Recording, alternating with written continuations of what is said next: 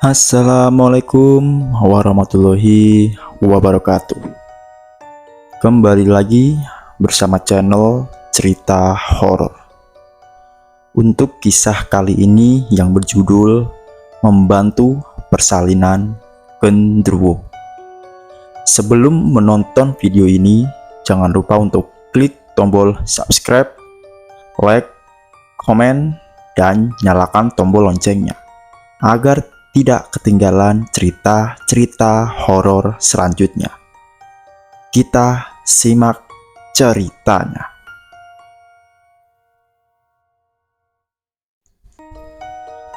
Kondisi Desa Celapar, Kabupaten Purworejo, Jawa Tengah, awal tahun 1980, sangat berbeda dengan saat ini.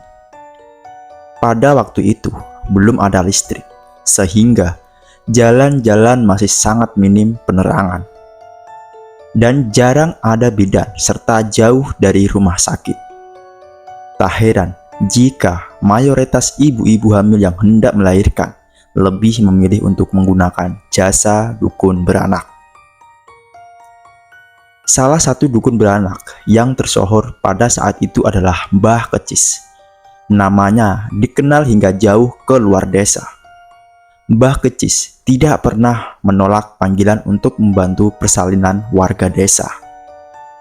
Tanpa mengenal waktu, jam berapapun dipanggil, dengan sigap Mbah Kecis akan datang.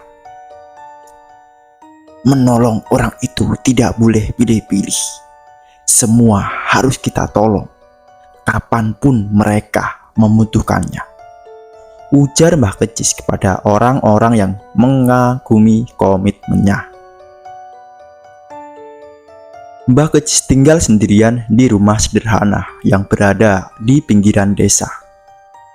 Tidak ada yang tahu persis berapa usianya. Meski tubuhnya sudah keriput, namun beliau masih lincah dan sigap ketika membantu persalinan.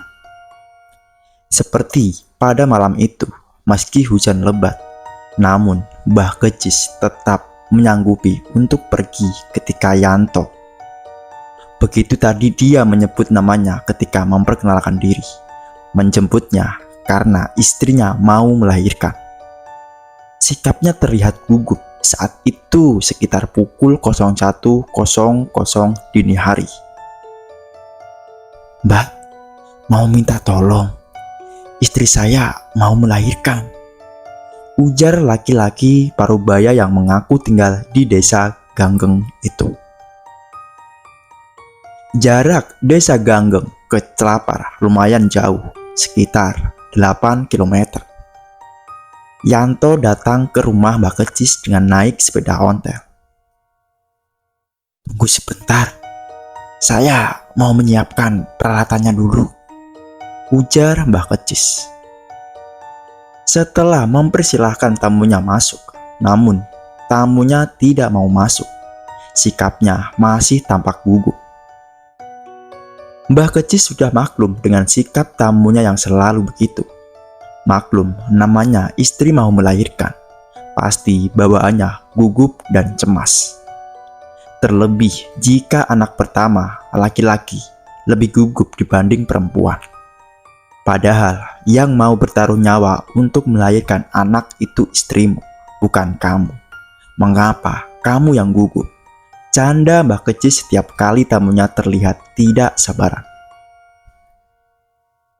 Begitu hujan reda dan Mbah Kecis selesai menyiapkan peralatannya, mereka bergegas meninggalkan rumah sederhana itu. Mbah Kecis naik di boncengan sepeda. Sesekali dia merapatkan pakaian tebalnya karena udara terasa sangat dingin. Sisa air hujan sesekali masih menetes dari dedaunan yang banyak tumbuh di kanan kiri jalan. Mendung pekat juga masih menggelayut di langit. Praktis, jalanan yang mereka lalui sangat gelap. Beruntung, sesekali cahaya kilat menyambar, membantu Yanto mengawasi jalanan yang dilaluinya. Muncul kejanggalan. Setelah beberapa puluh meter meninggalkan rumah, Mbah Kecis merasa ada sesuatu yang tidak beres. Laju sepeda ontel yang dinaikinya terasa begitu cepat dan mulus. Padahal ia tahu persis kondisi jalan di desanya sangat buruk. Banyak batu kerikil dan lubang di sana-sini. Tapi anehnya, Mbah Kecis sama sekali tidak merasakan ada guncangan sedikit pun.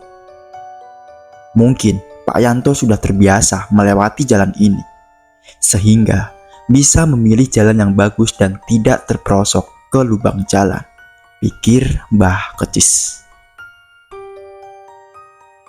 Bau busuk. Namun beberapa saat kemudian, Mbah Kecis merasa ada kejanggalan lain yang lebih aneh. Awalnya, ia mencium bau kurang sedap dari tubuh Yanto. Baunya begitu menyengat seperti sudah beberapa minggu tidak mandi.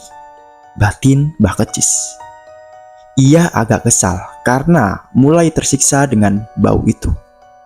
Namun mengingat ada seorang wanita yang tengah membutuhkannya, Mbah Kecis menepis rasa kesalnya. Tidak lama kemudian, bau busuk yang menyengat itu berganti dengan bau amis darah. Anehnya, ketika Mbah Kecis mau menegur, bau amis itu juga hilang. Berganti bau harum minyak Japaro, minyak khusus untuk orang mati sebelum dikubur. Meski Mbah Kecis tidak pernah merasa takut, namun saat itu bulu kuduknya merinding. Terlebih ketika ia ingat jika saat itu malam Jumat Kliwon. Dan ketika Mbah Kecis mau bertanya, tiba-tiba sepeda yang dinaikinya berhenti. "Kita sudah sampai di rumah saya, Mbah," ujar Yanto sambil membantu Mbah Kecis turun dari sepeda. Rasa penasaran Mbah Kecis pun makin menjadi sebab ia merasa terlalu cepat sampai di rumah Yanto. Desa Ganggeng cukup jauh sehingga tidak mungkin bisa ditembus cepat itu. Apalagi dengan sepeda ontel. Masa hanya sekitar 10 menit sudah sampai, pikir Mbah Kecis dalam hati. Rasanya ia baru saja menaikinya dan tiba-tiba sudah sampai. "Mari masuk, Mbah," ajak Yanto. Suasana hening dan kosong, masih dengan balutan rasa heran. Mbah Kecis masuk ke dalam rumah. Sekali ini ia tidak mampu lagi menutupi keheranannya. Meski rumahnya tergolong bagus dan terang, namun ia tidak melihat satupun tetangga atau kerabat yang menjenguk dan menunggui istri Yanto. Padahal, berdasarkan pengalamannya selama 15 tahun menjadi dukun beranak, setiap ada yang hendak melahirkan, pasti sudah ada sanak saudara dan juga tetangganya yang berkumpul untuk membantu atau hanya sekedar menjenguk. "Tidak ada yang menunggui?" tanya Mbah Kecis. "Rumah di sini letaknya berjauhan, Mbah," sahut Yanto. "Lagi pula tadi kerasanya sudah malam, jadi belum ada tetangga yang tahu. Nggak enak rasanya untuk membangunkan tetangga," sambungnya. Mbah Kecis manggut-manggut meski hatinya tetap penasaran. Ia lalu masuk ke kamar di mana istri Yanto sudah berbaring dengan posisi siap untuk melahirkan. Buru-buru, Mbah Kecis mengeluarkan peralatan dan segera membantu persalinan istri perempuan muda itu. Sepanjang proses persalinan, istri Yanto sama sekali tidak berbicara, hanya sesekali saja mengeluarkan erangan kecil. Raut mukanya juga sama sekali tidak mengekspresikan kesakitan ataupun ekspresi wajahnya. Orang yang akan melahirkan datar saja. Ia manusia atau bukan? Batin Mbah Kecis bertanya-tanya. "Bagaimana rasanya? Mulus-mulusnya sejak kapan?" tanya Mbah Kecis. Pertanyaan seperti itu jarang ia lontarkan karena biasanya si pasien yang sudah bercerita duluan. Hanya itu yang terlontar dari bibir istri Yanto. Mbah Kecis pun enggan bertanya lebih jauh. Diyakini ia sibuk membantu mengeluarkan bayi itu dari rahim istri Yanto. Tidak berapa lama, lahirlah bayi berkelamin laki-laki. Tidak ada darah maupun air ketuban yang keluar dari gua garba istri Yanto. Semuanya bersih, karena sudah terlalu banyak kejanggalan yang ditemuinya. Mbah Kecis sudah tidak peduli lagi dengan keanehan itu.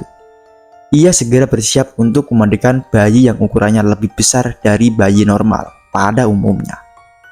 Rambutnya sangat lebat dan panjang. Kuku-kukunya juga panjang-panjang. Tersenyum ketika sedang dimandikan, tiba-tiba bayi itu tersenyum lebar pada Mbah Kecis. Serasa memperlihatkan gigi-giginya yang besar-besar sebesar kotak korek api. Sepertinya bayi itu bisa mengenali orang di sekitarnya. Saking kagetnya, Mbah Kecis nyaris melempar bayi itu. Namun nalurinya melarang. Mbah Kecis kini sadar dengan apa yang dihadapinya. Ia berusaha untuk tetap tenang dan melanjutkan mengurus bayi itu hingga tuntas. Walaupun dengan ketakutan yang luar biasa, sepanjang aktivitasnya, badan dan tangan Mbah Kecis gemetaran dengan hebat saking takutnya. Setelah semuanya selesai, Mbah Kecis segera berpamitan pada Yanto dan istrinya. Yanto beberapa kali mengucapkan terima kasih pada Mbah Kecis dan memberinya amplop sebagai imbalan atas jasanya. Dia juga menawarkan diri untuk mengantar Mbah Kecis pulang, namun ditolaknya dengan halus. "Sudahlah, biar aku pulang sendiri. Temani saja istrimu. Kasihan, dia tidak ada yang menemani," kata Mbah Kecis memberikan alasan. "Kalau itu maunya Mbah, saya juga tidak bisa memaksa. Sekali lagi saya mengucapkan terima kasih," kata Yanto datar. Berubah dan hilang seketika ketika Mbah Kecis baru saja melangkah keluar rumah dan mengucapkan salam. Tiba-tiba saja semuanya menjadi gelap. Terdengar ucapan terima kasih yang menggelegar seperti petir.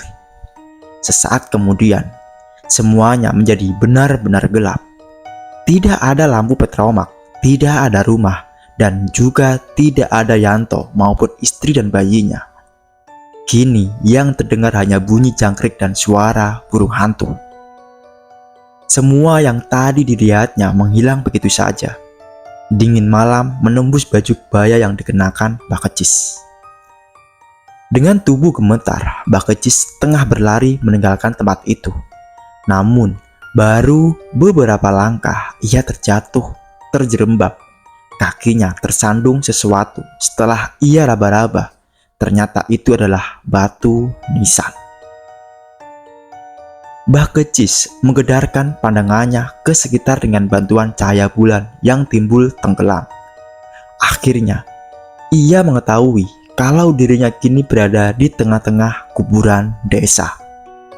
Sambil merapal doa dan mantra yang diketahuinya, Mbah Kecis kembali berdiri dan secepatnya meninggalkan kuburan tua itu.